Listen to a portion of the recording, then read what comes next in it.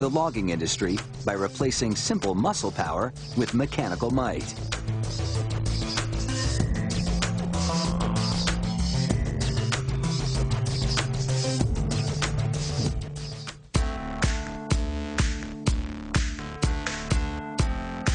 The chainsaw can fell a tree and quickly turn logs into lumber. Production begins with the plastic housing. 3 aluminum inserts must be molded into the housing to provide solid anchors for other parts. A robot picks up the inserts one at a time and delivers them to an injection molding machine.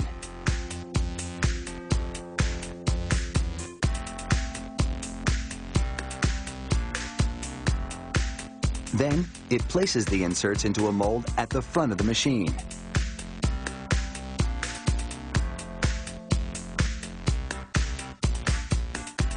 The machine injects melted plastic into the mold to make the chainsaw's engine cover. During the molding process, the metal inserts become integrated into the housing. It takes just seconds to transform these plastic pellets into a chainsaw engine cover.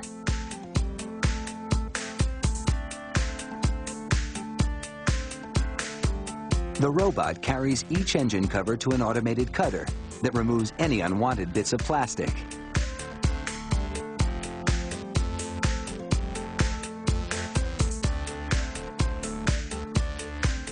The scraps drop into a bin below.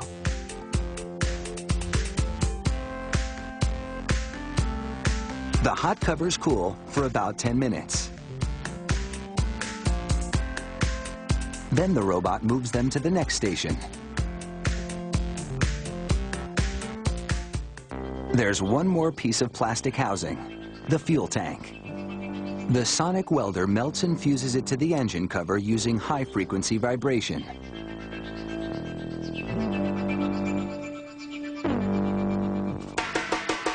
Now it's time to move on to the engine and install a spring system for the starter cord. The 2-stroke engine slides into the plastic casing, and a spark plug is popped into place.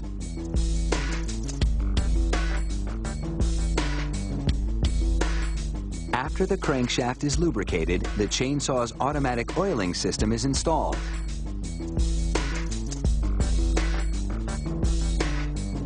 The carburetor is attached, along with the pull cord starter system. The saw gets an air filter. Then the chain bar's stud bolts are dipped in adhesive and screwed into the inserts molded into the plastic housing. The rear handle goes on, along with a safety release trigger.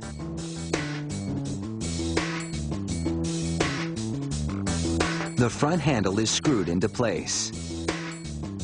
And the oil line gets a filter attachment that lubricates the bar and chain. That will strain out any impurities.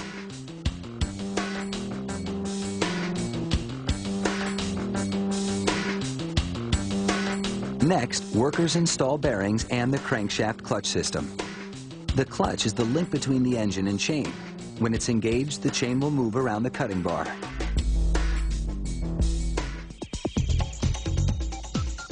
The engine is now ready for a test run at typical speed, 8,000 RPM.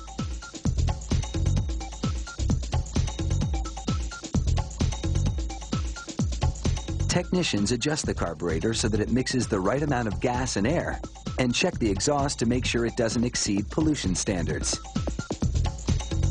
Workers attach the company's logo and other operational information. Then the brake system goes into place.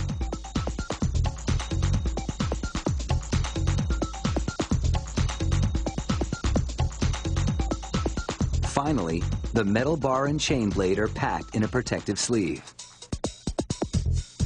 Once the saw's chain blade is installed, the owner has a power tool with teeth for almost any job.